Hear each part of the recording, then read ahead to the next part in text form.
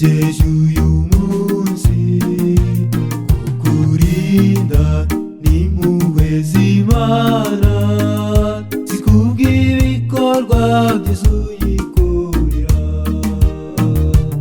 Abo mwavukiye rimwe bose ntibariho, wowe uracyariho. Ubuzima wanyuzemo bwose shima Imana kugihumeka. Mbese niki wahaye Imana cyatumye kugeza uyu munsi? Mbese niki wakoreye Imana? Oya ntacyo n'urukundo rwayo. Mbese niki wahaye Imana cyatumye kugeza uyu munsi? Mbese niki wakoreye Imana? Oya ntacyo n'urukundo rwayo.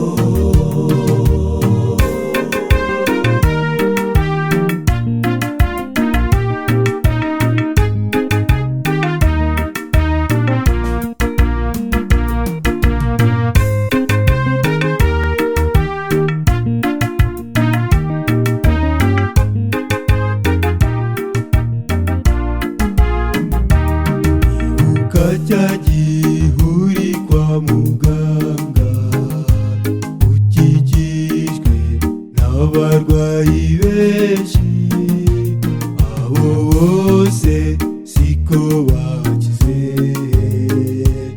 ariko we uracyariho. Ibuka katiza mpanuka zarabaye, urarokoka.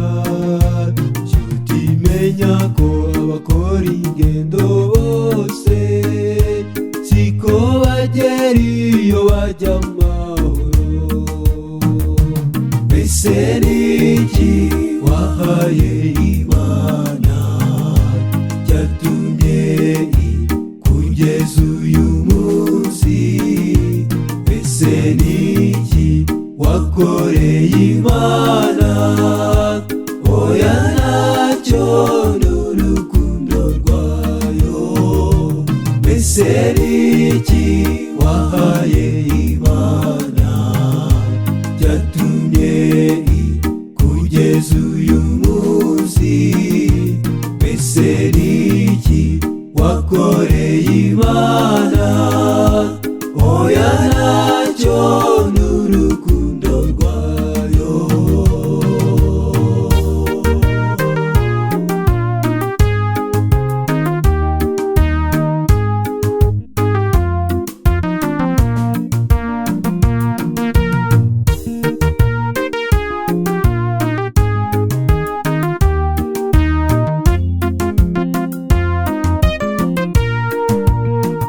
Abafite amaguru bose ntibagenda, abafite amaboko bose ntabwo bakora, abafite iminwa bose ntabwo bavuga, abafite amatwi bose ntabwo bumva, abafite amaso bose ntabwo babona, abafite imitwe siko bose ari bazima. Wowe uri muzima ngaho shima Imana, uyishimire kugihumeka.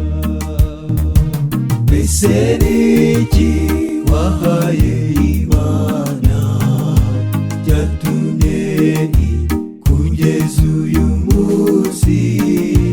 Mbese niki wakoreye Imana?